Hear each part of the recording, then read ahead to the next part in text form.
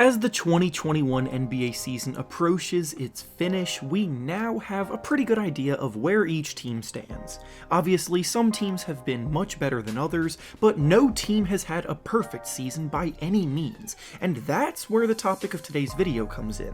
Whether it be decisions made by coaches, trades or draft picks made by the front office, or anything along those lines, every team has at least one thing they look back on and wish they could do over, which is exactly what we'll be discussing today.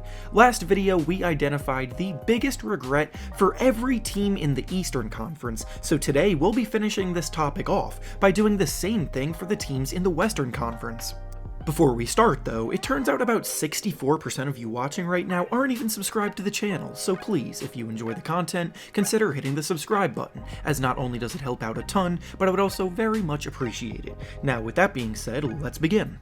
Going in alphabetical order by city, we'll start with the Dallas Mavericks, and their biggest regret of the season is trading away Seth Curry for Josh Richardson. Last season, the Mavericks had, at least statistically, one of the best offenses of all time and were ranked number 1 in the league, but this offseason they wanted to address their subpar defense. In doing so, they traded away sharpshooting Seth Curry in exchange for Richardson, who in theory was supposed to be a solid perimeter defender and viable offensive role player, but in actuality, he's been pretty disappointing this season. Last year, the Mavericks were the 18th ranked defense in the league, and this year, they are still ranked 18th in the league on defense, only now they have the 8th ranked offense after being the best last year. Josh has frustrating tendencies regarding his inefficiency and decision making, and his impact defensively doesn't make up for it. Next up is the Denver Nuggets, and their biggest regret of the year is waiting too long to address their lack of defensive depth. Before the season started, the Nuggets lost both Jeremy Grant and Torrey Craig, who were both incredibly important to their defensive structure as versatile players on that end, and early on in the season, the fact that they didn't really replace them hurt at times. At the trade deadline, they did make a fantastic move to trade for Aaron Gordon, and he has fit in perfectly since he's arrived, but had they made a similar move early on in the year, they could have an even better season than they're already having. Next up is the Golden State Warriors, and their biggest regret is drafting James Wiseman over LaMelo Ball. Now, I know this is going to be a controversial one, but it just seems so clear to me that Ball is the better prospect, and the concern that people had at the time about whether or not he would be a fit on the Warriors was pretty overblown. Right now, Steph Curry carries way too heavy of a burden when it comes to scoring and shot creation, and both of those areas are where LaMelo Ball thrives, so his presence could have eased the load for Curry a ton. Wiseman also hasn't exactly had the best rookie season by any means, and while he definitely has a ton of potential to be a great player down the line, he also has a lot of bad habits that he needs to break before that can happen. Next up is the Houston Rockets, and their biggest regret of the season has to be the James Harden trade. In exchange for James Harden, the Rockets received Victor Oladipo, Radions Kurucs, Dante Exum, 4 first-round picks, and 4 pick swaps. The draft capital alone may make it seem like solid value for a superstar, but a closer look may say otherwise. They get Brooklyn's pick in 2022, which will probably be at the end of the first round. They get Milwaukee's pick in 2022, which also will likely be at the end of the first round. Brooklyn's pick in 2024 will still probably be near the end of the first round, and then their pick in 2026 could be when it starts to climb. Then the players that they added, Kurucs is no longer on the team, Exum hasn't even played yet, and Oladipo played such unimpressive basketball in Houston that when they went to flip him at the trade deadline, all they were able to get in return was Avery Bradley, Kelly Olynyk, and a pick swap. We've seen superstars garner much better value than that in the past, so the Rockets didn't exactly come out of that saga the best.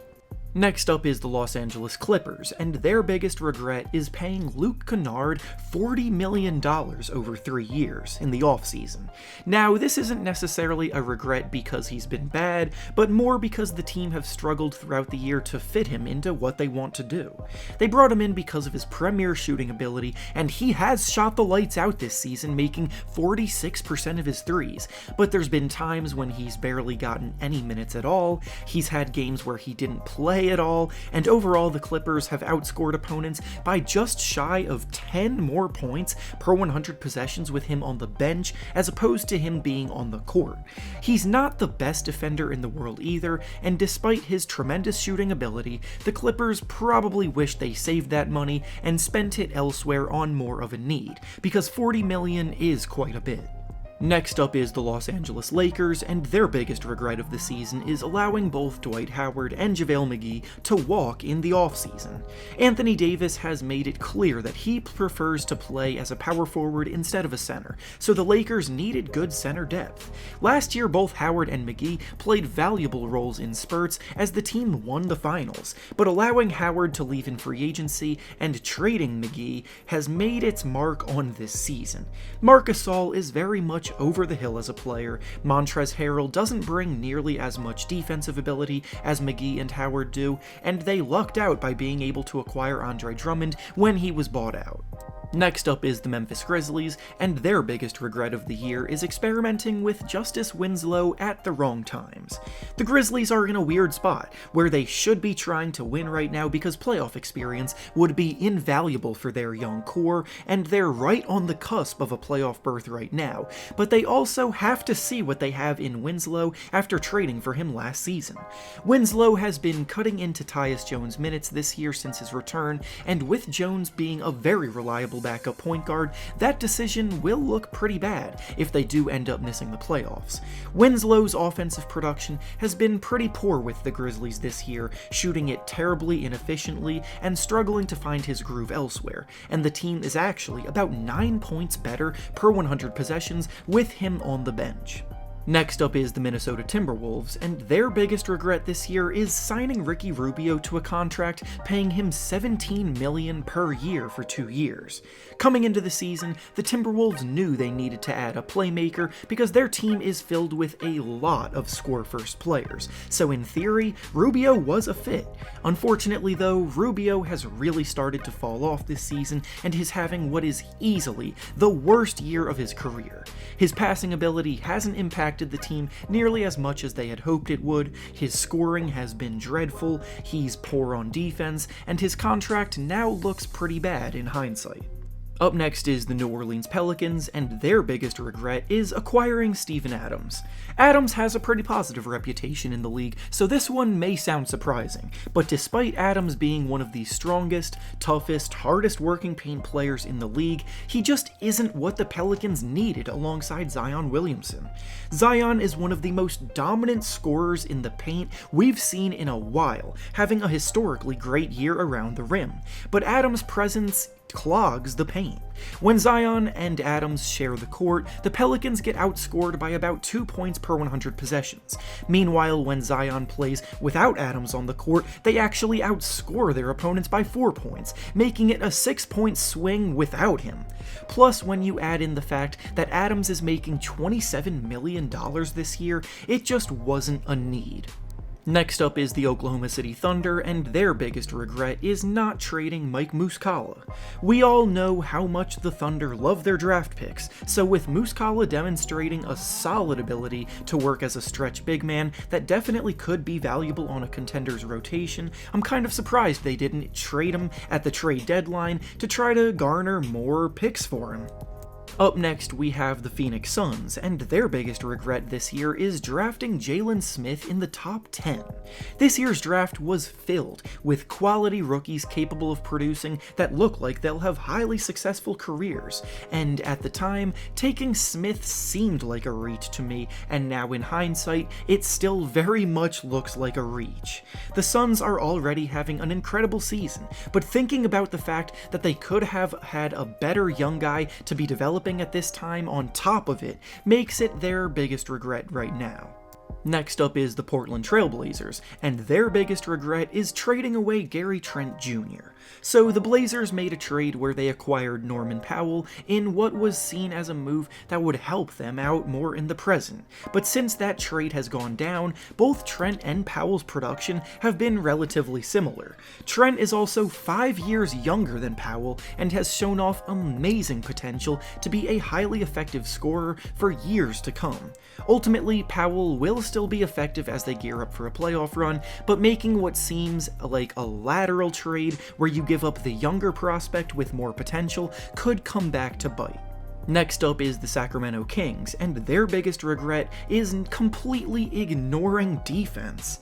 The Kings this year are about to set the record for having the worst defensive rating in a single season of all time, and when you look through their roster, it's not really shocking. Almost none of their rotational players are competent defenders, and the ones that are, like De'Aaron Fox and Tyrese Halliburton, aren't enough to mask the holes elsewhere.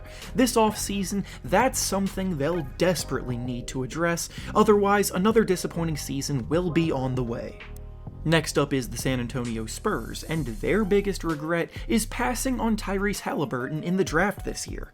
Devin Vassell, who they actually drafted, is a solid 3-and-D player who will likely have a nice long career, but Halliburton was right there for the taking. He seems like the ideal Spur, and they passed on him. Sure, the Spurs aren't the only team that passed on Halliburton, but they are a team that has typically hit on picks like this in the past, so it's especially surprising. And finally, the last team up is the Utah Jazz, and their biggest regret is giving Rudy Gobert the ultimate supermax contract extension worth the most amount of money they could give. Now, Rudy Gobert has provided truly elite defensive impact over the last few years, and he has a few Defensive Player of the Year awards to back that up, but he's going to be making $46 million in 2025, and I'm not so sure he produces at a level to justify that kind of money. The supermax is used on the truly elite superstars of the league, and I don't think Gobert is in that category. He's been known to struggle to translate his impact to the playoffs, and offensively, he's not a go-to option, so to me it just seems like an overpay, despite how well things are going for the Jazz at the moment. And with that being said, that's all I have for you today. Make sure to like the video, subscribe to the channel, and comment down below what you think these teams regret from the season. Thanks for watching, and I'll see you all next time.